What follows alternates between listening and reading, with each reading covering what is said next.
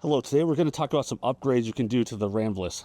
The Aventon Ramblas is a great bike out of the box, but there are some areas it could use for improvement. The biggest weaknesses of the bike from the start are probably the fork and this dropper seat post. So to start with, replace the fork with the Fox 34 Rhythm Air. You can find these on clearance sale in a bunch of different places for $220 to $240. So it's a fairly inexpensive upgrade to do that gives you a big improvement in performance with the bike. This is the Fox 34 Rhythm.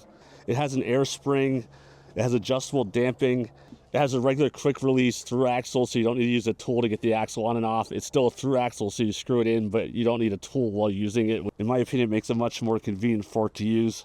One thing to note with the Rhythm 34s, the older clearance sale ones are built around 160mm rotors, so you do need to buy a different adapter to make these disc brakes work with the 200mm rotor. You need an Avid or SRAM 40mm adapter. You can find it on Amazon. The next change I made to the bike is I used a Rainier dropper post. This is a PNW Rainier. The Rainier is no longer made. It's now been replaced with the Loam dropper post, but it's a similar design. I've had this on a few bikes now, so I just keep transferring it from bike to bike when I get a new bike. And then I use the Loam lever. It's a real nice ball bearing lever with real smooth action. The Loam or the Rainier dropper post from PNW is much smoother, and it's up and down. It's not nearly the friction or the stiffness that the stock dropper post has. It's way smoother, way less finger effort to use. The Loam dropper post is available for $199 on Amazon, and the Loam lever 2 is available for $69 on Amazon. The next thing I do is replace the seat. This is a WTV Volt with Chromoly rails. This is a seat I've used in a bunch of bikes.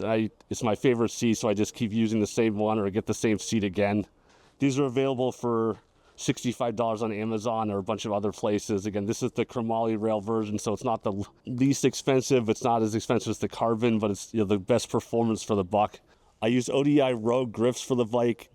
Again, these are grips I've used in a bunch of different bikes, so I just changed them right away and use my preferred grip on them. These are available for $34 from Amazon. Next to the pedals, I use RaceFace Chester pedals. They're a nylon plastic pedal, but they're very durable. I've used the same set for years now and never broken one. The set screws they use for grip can be replaced if you start running them down. I haven't yet. Anyway, it's a really good pedal. It's durable. They're not that expensive. You can get a set for $37 on Amazon.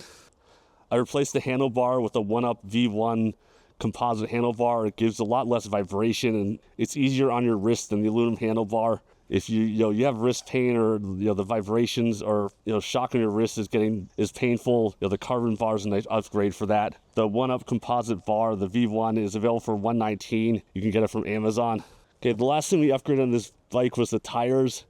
It comes with Maxxis Recon, and they're like a OE version of the tire that's not available for sale otherwise, or I guess you can get them, but they're a real inexpensive version of the Recon, and they just don't have that good of traction. And once you blow them up to like 35 PSI, which is the recommended pressure with tubes, that's what you have to do to not get flats all the time with it. And then they're too stiff a tire at that point, and they don't get good traction. We replaced these with a Maxxis Minion 2.6 width up front and a Maxxis Aggressor 2.6 width in the back. These are the EXO tread versions for both tires. They're not the DD.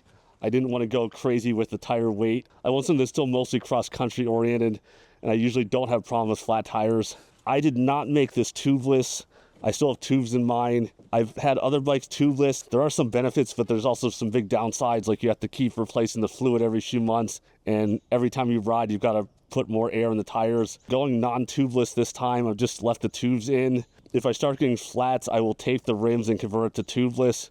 As the rims don't come tubeless ready, you can make the stock rims tubeless by taping them and getting valves. So it's not too hard to make the stock wheels tubeless. They aren't tubeless ready, but the only thing that means is they're not taped from the factory, and you have to go buy your own valve stems. The total of all the upgrades I put on this bike was $915, and that's a third of the price of the bike.